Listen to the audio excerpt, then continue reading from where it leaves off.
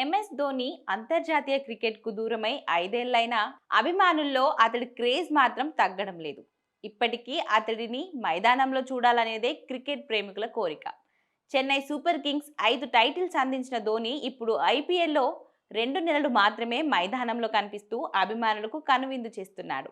గత 2 ఏళ్ల నుంచి ఇదే చివరి సీజన్ అంటూ వార్తలు వచ్చినా వాటిని కాదని బరిలోకి దిగడం చూస్తూనే ఉన్నాం. అయితే ఐపీఎల్ 2026 సీజన్కు ఇంకా చాలా సమయం ఉంది. అయినా ధోని ఏ కార్యక్రమంలో పాల్గొన్నా మీరు ఆడాలి అని విజ్ఞప్తులు వస్తున్నాయి.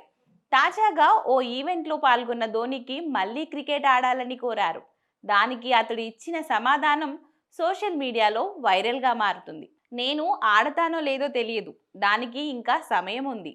సరైన నిర్ణయం తీసుకోవడానికి డిసెంబర్ చివరి వరకు ఎదురు చూస్తా.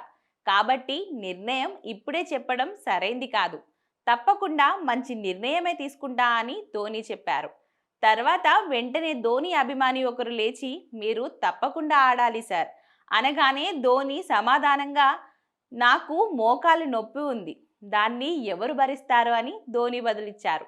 దీంతో కొద్దిసేపు ఆ ప్రాంగణమంతా నవ్వులతో విరిసింది. ఇక ఐపీఎల్ 2026 సీజన్ మార్చ్ నుంచి మే మధ్య జరగనుంది. గత సీజన్లో రుతురాజ్కు గాయం కావడం వల్ల ఎంఎస్ ధోని తాత్కాలికంగా సారథ్యం చేపట్టారు. ఇప్పుడు 2026 సీజన్ కోసం నూతన నాయకత్వం వైపు సిఎస్కే చూస్తున్నట్లు వార్తలు వస్తున్నాయి. అందుకోసం సంజు శాంసన్ను తీసుకోవాలనే పట్టుదలతో టీం యాజమాన్యం ఉన్నట్లు తెలుస్తోంది.